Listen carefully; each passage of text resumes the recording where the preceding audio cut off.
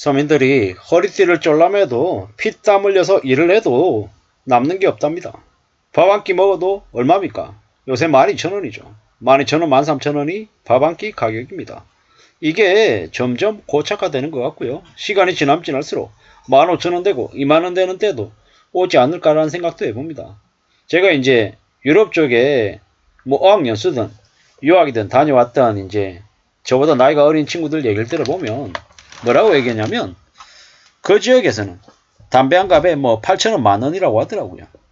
한국에 비해서 담배값이 매우 비싸다라는 거죠. 술값도 비싸고 담배값도 비싸고.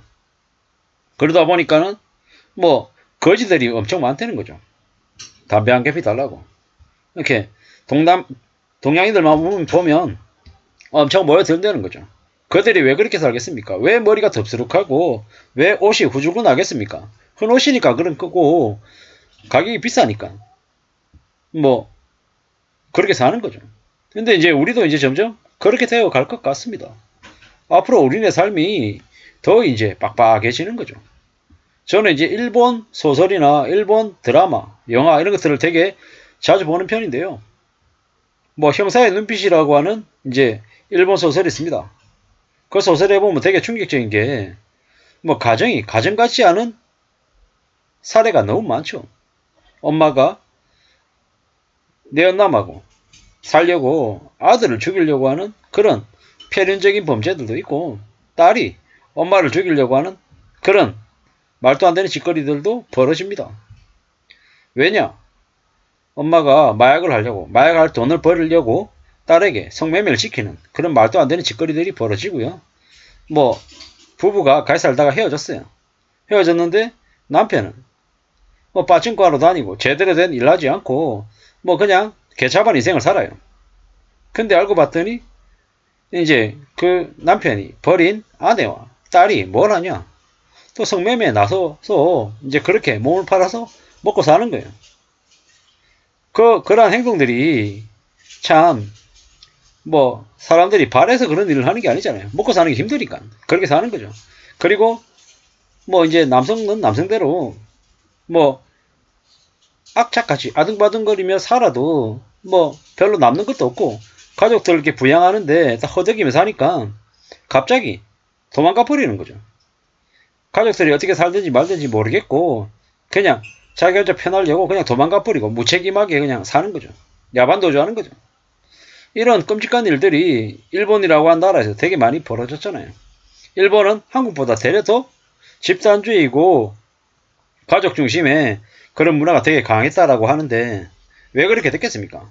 경제적으로 이제 충격을 겪으니까 잃어버린 20년, 30년을 지나오면서 언두정 외톨이도 생기고 뭐 가족 간에 칼부림도 나고 온갖 충격적인 끔찍한 일들이 되게 많이 벌어졌던 거죠.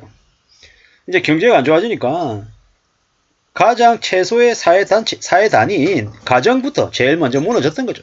그런 것들을 보면 씁쓸하고 충격적이죠. 우리가 리만 때 이제 하우스푸어 문제로 되게 어려워졌을 때 뭐 노래방, 뭐 미시 이런 단어들이 되게 유명했다고 하죠.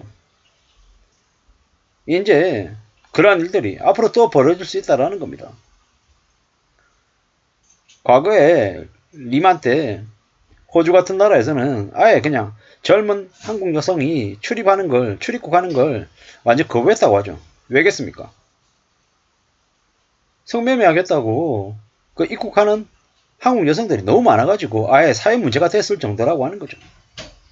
참 창피하고 부끄러운 얘기지만 그러한 일들이 과거에 있었고 또 앞으로도 경제가 안 좋아지면 점점 그런 일들은 확산될 거다라고 보면 맞겠습니다.